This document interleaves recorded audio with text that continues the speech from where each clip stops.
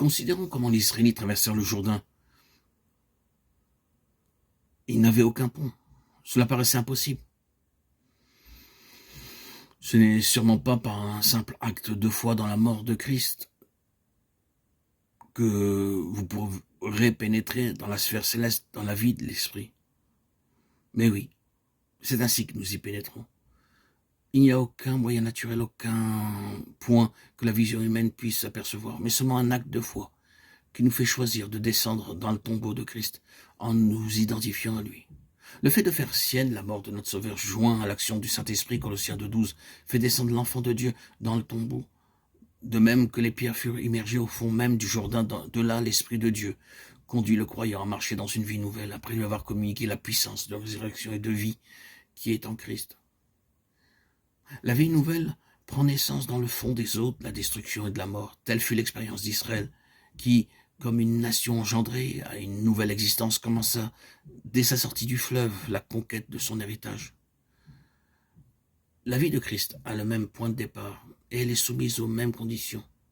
L'héritage ne nous est acquis que par la lutte contre les puissances adverses, par les souffrances et le triomphe qui en résulte. Tout ce qui, pour les Israélites, faisait partie de leur nouvelle existence avait débuté là, expérience symbolisée par les 12 pierres sorties du Jourdain et dressées dans ce pays nouveau où ils entraient.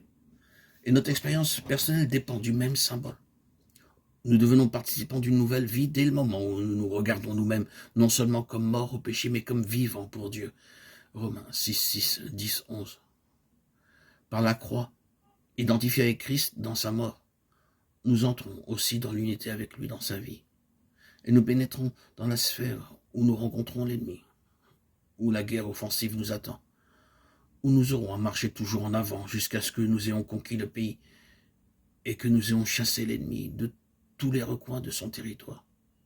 Tel est le côté positif de notre identification avec Christ, vivant pour Dieu, car son côté négatif, avoir rompu avec le passé, se regarder comme mort au péché, doit y avoir comme suite la vie pour Dieu, qui seul nous rend capable de persévérer et de le servir dignement. Mais l'histoire d'Israël nous conduit plus loin. Nous arrivons au moment où nous devons réellement expérimenter notre communion dans la mort de Christ.